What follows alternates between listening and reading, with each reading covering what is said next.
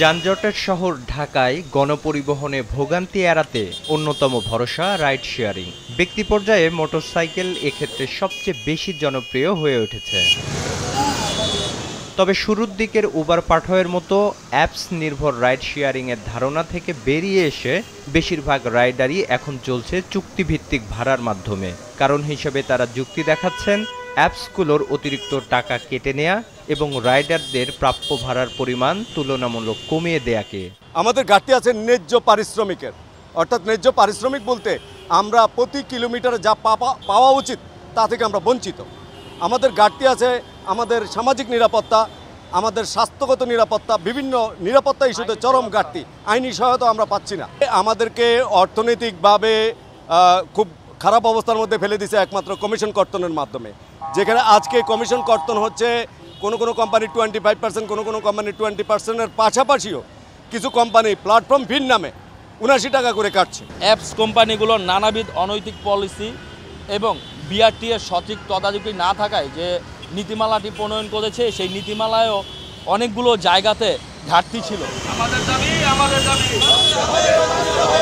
সকালে বনানীতে বিআরটি এর প্রধান কার্যালয়ের সামনে শখানেক রাইডার এর প্রতিবাদে মানববন্ধনে দাঁড়িয়ে যান। অ্যাপ নিয়ে নানান সীমাবদ্ধতা উল্লেখ করে রাইডিং সংক্রান্ত বিআরটি এর নীতিমালা পরিবর্তনের দাবি তুলেছেন তারা। যারা কন্ট্রাক্টে চালায় খেপারের কথা বলতেছি, আর বিডিং সিস্টেম প্রায় একই। এখানে দর কষাকষির মাধ্যমে আর আমরা যারা চালক আছি এই বিডিং সিস্টেমে আমরা যেহেতু অ্যাপ ভিত্তিক দেখা যাচ্ছে আমরা চালানোর উপর থাকি বা রাইডের উপর থাকি, সেক্ষেত্রে আমাদের প্রবলেম হয়। একটা ট্রিপ কমপ্লিট করলে তখন টাকা কাটবে 79 টাকা প্ল্যাটফর্ম চার্জ, আর কমিশন তো সাথে আছে, সেটা হোক 100 টাকা, 200 টাকা, 500 টাকা, যেটাই হোক। দিন দিন এই রাস্তায় আমরা যেরকম পুলিশি হয়রানি হচ্ছি কাগজ পেপার চেকের নামে, আমাদের এই চেকের নামে আমাদের দাঁড় করায় রাখে, দাঁড় করে আমাদের অনেকটা সময় ব্যয় করে। তবে বিপত্তির বিষয় হলো রাইডিং শেয়ারিংয়ের ধারণা এবং বিদ্যমান নীতিমালা অনুযায়ী এটিকে পূর্ণকালীন পেশা হিসাবে নেয়ার সুযোগ নাই। অথচ এখন বেশিরভাগ মোটরসাইকেল রাইডারই এটিকে পূর্ণকালীন পেশা হিসাবে বেছে নিয়েছেন। তাদের দাবি দেওয়া স্মারকলিপি আকারে জমা নিয়েছে বিআরটি এর কর্তৃপক্ষ। তবে এসব দাবি মানা হবে কিনা তা জানতে চাইলে মন্তব্য করতে রাজি হননি বিআরটি এর কোনো কর্মকর্তা।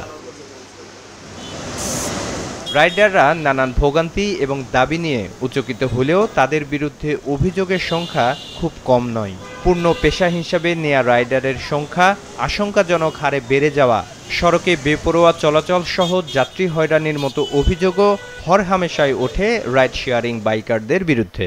অ্যাপে গেলে ভাড়া কম হয়, কন্ট্রাক্টে গেলে ভাড়া বেশি নেয়, আর এমনিতে ওখানে যাতায়াত করলে 100 টাকার ভাড়া 200 টাকা নিচ্ছে, 250 টাকা নিচ্ছে।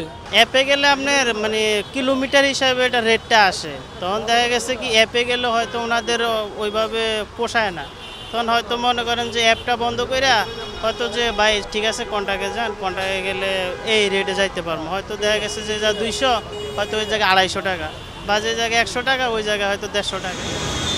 গণপরিবহনের অপ্রতুলতার এই শহরে রাইড শেয়ারিং খানিকটা স্বস্তি দিলেও এটিকে পূর্ণ পেশা হিসেবে নেয়া বাইকারদের সংখ্যা বাড়ছে গাণিতিক হারে। এটি যানজটের এই নগরে নতুন বিপত্তির কারণ হয়ে উঠছে কিনা তা ভেবে দেখার তাগিদ উঠেছে এখনই। বিপ্লব হাসান, মাছরাঙ্গা সংবাদ, ঢাকা।